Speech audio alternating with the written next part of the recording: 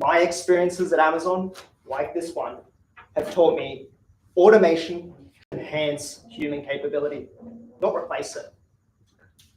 Today, I want to share with you how Australian retailers and suppliers are using the combination of physical and digital automation to transform how they operate.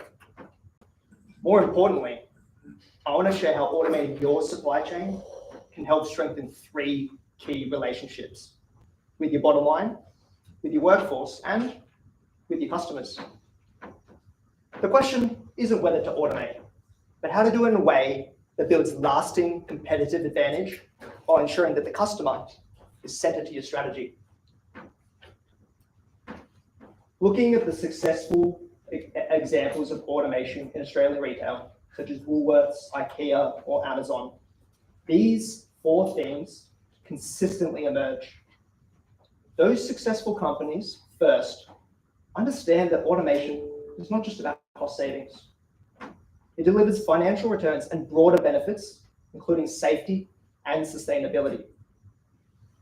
Second, they're not focused solely on warehouse infrastructure. They're also leveraging rapid advancements in AI and digital solutions. Third, they understand that automation is not about replacing people, it's about elevating them.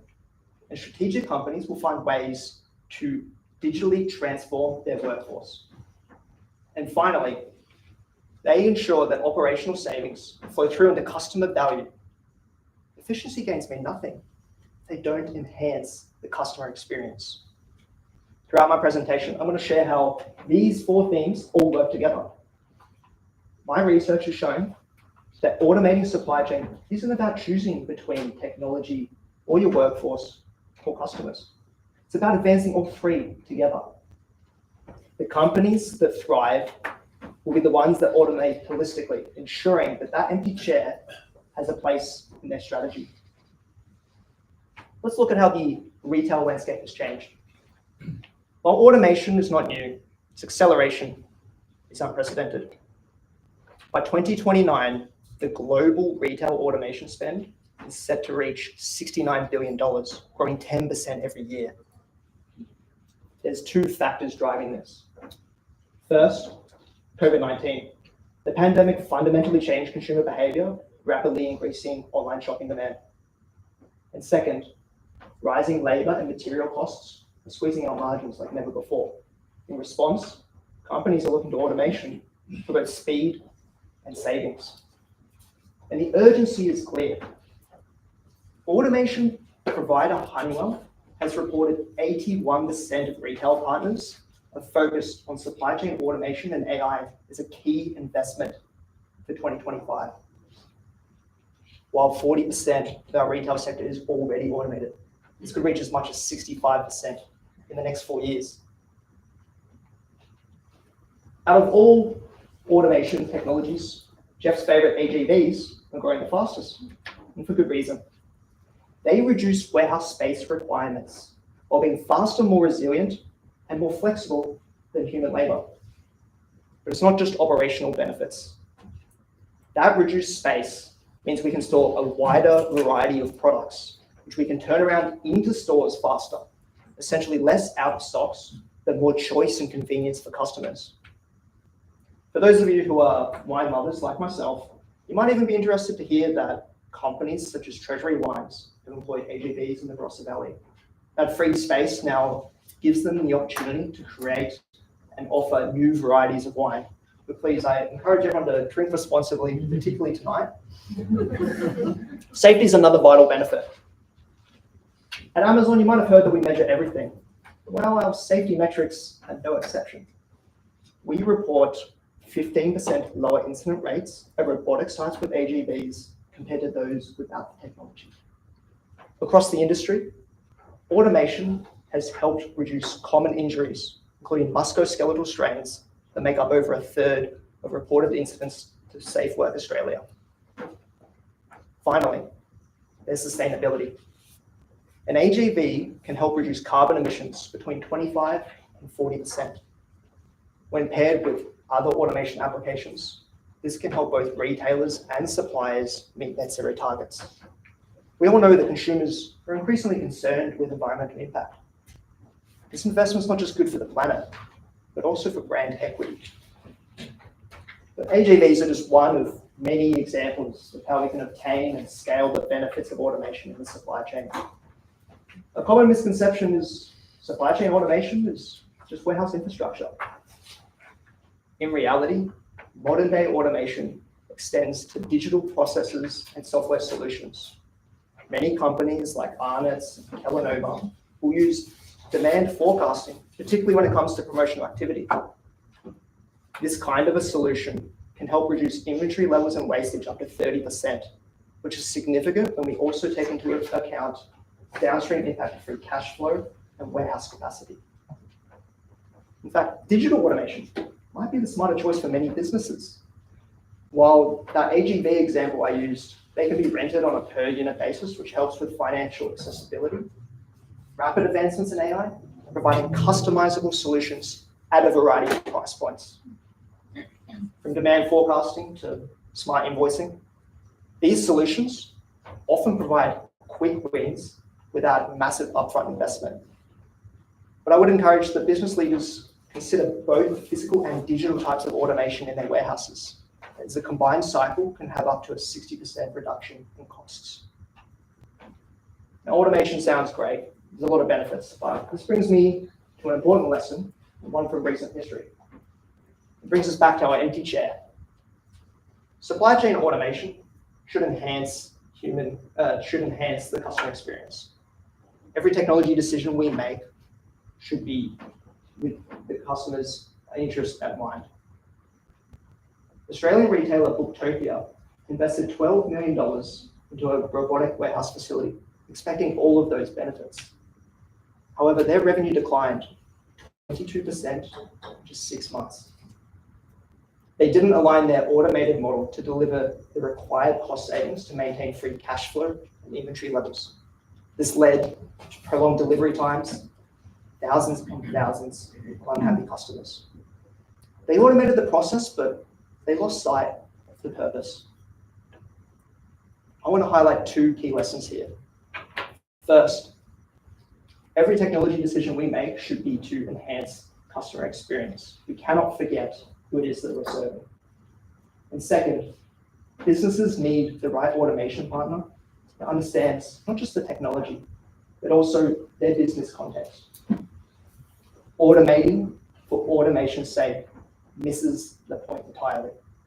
It must serve the customer, or it serves no one. Taking on these lessons, I've created this framework as a guide that considers both business scale and investment appetite. If you're a small business with a small budget, automation starts with simple tools and third-party logistics. Even if this is for finance and accounting, you can avoid costly errors. Small businesses, but with a bit more to spend, end-to-end cloud platforms can provide enterprise-level automation and scalability while maintaining a low complexity. Mid-sized companies should focus on proven solutions that balance both cost and control. This could be yard and dock scheduling or demand forecasting. On the opposite side, if you're a large business but you have cost restraints, your priority should be to enhance your legacy systems before moving on to high-value tasks. Even low-code forms of EDI and APIs can help scale activities like purchase ordering. And then finally, if you're a large enterprise and you've got the investment appetite, well, you can think big. Automation fueled by the Internet of Things or emerging technologies like drone delivery. We're seeing Coles, Woolworths, needless to say, Amazon operate in this bucket.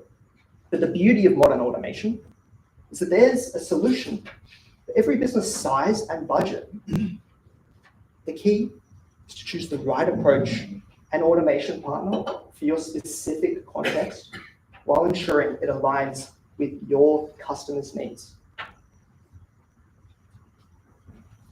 So automation can deliver quick efficiency and productivity wins, but forward-looking companies are providing lasting value through workforce transformation. Take Bunnings, for example. Their RFID technology for inventory replenishment has helped to save over 2.4 million staff hours since 2020. Interestingly, those hours weren't cut, they were redeployed. Staff moved from counting stock to in-store customer service, helping to drive up ASP by expanding customer basket size. This isn't just better for businesses, it's also better for employees. Research from McKinsey shows that 80% of workers who use automation have more time to strengthen key stakeholder and customer relationships while building their skills. 90% reported higher job satisfaction. Despite headlines that AI and automation are going to take all of our jobs, the reality is that it often creates new roles that require skilled operators. Smart business leaders are choosing to retrain existing staff rather than to hire externally. This can save up to 20% in recruitment costs while building institutional knowledge. In the middle of the pandemic, Woolworths announced a $50 million investment towards a future of work fund that helped to upskill employees on AI, analytics, and automation. The reinvestment in existing staff is worthwhile. It shows a commitment to people, not just technology. At Amazon, we greatly foster career development and for people to become champions of automation. This can actually drive further efficiencies, as workers who are encouraged to invent and simplify will often identify new ways to automate their role. This can create exponential innovation. Now, not everyone's going to transition to a new or technical role, and that's okay. We need to find the right fit for the right skills. Within Australia, last mile delivery is of particular importance and one with high costs driven by vast distances and regional populations. Consider this. Many companies these days use AI assistance for order tracking and customer service. However, 49% of consumers report frustration with their chatbots. A staggering 53% would switch in favor of a competitor that offers human service. This isn't a tech failure. This is an opportunity. By moving staff away from repetitive tasks, which we can automate, into human interaction roles, we can simultaneously improve employee satisfaction and enhance the customer experience. The message should be clear. Automation helps human capability. It doesn't replace it. Automation clearly is beneficial for businesses, but how can it help the customer? Consumer sensitivity to million-dollar corporate profits has never been higher, as we saw with the ACCC's inquiry into the grocery sector. 83% of Australians are feeling the cost of living pressure. Companies must redirect operational savings into customer value or risk alienation and losing consumer trust. We're now seeing Coles and Woolworths address this as they announce discounts on their private label products. Another company which exemplifies this is IKEA. In 2023, they announced $125 million to invest back into lowering the price of 3,000 products.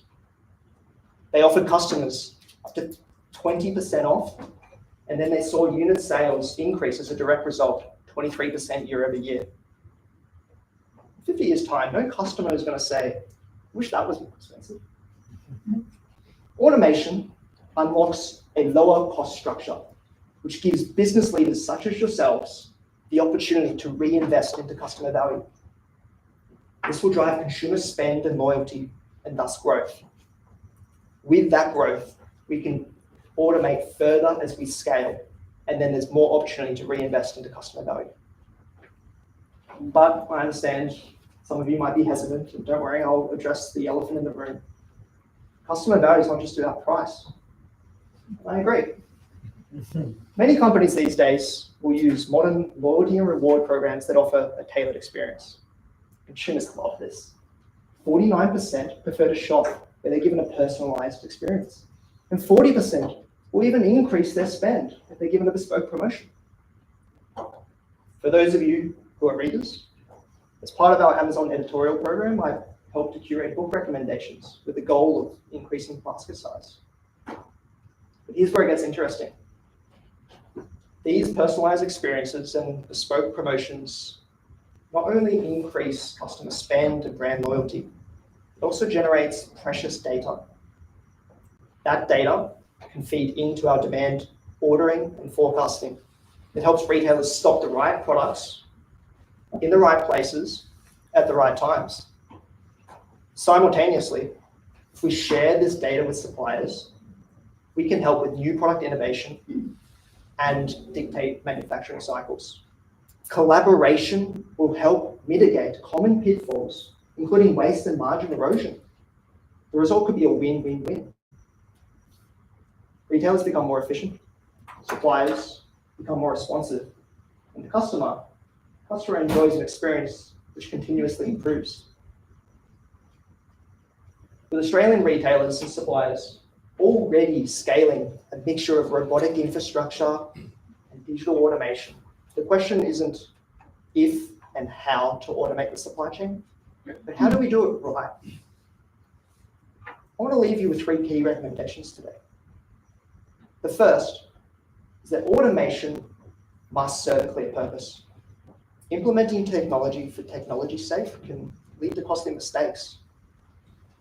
Second, the human element is crucial. Companies who reinvest in their people will see better results than those focused solely on technology. And finally, but most importantly, supply chain automation unlocks true competitive advantage when we reinvest operational savings into customer value, whether that's lower prices or enhanced experiences.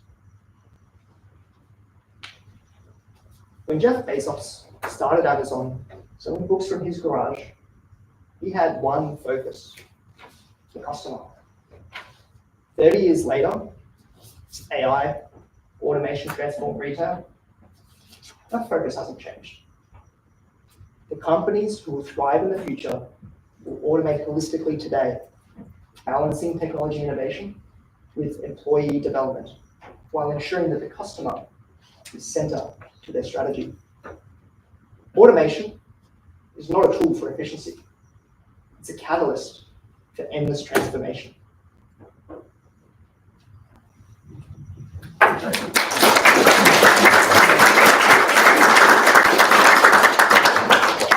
We'll now move to questions on your paper.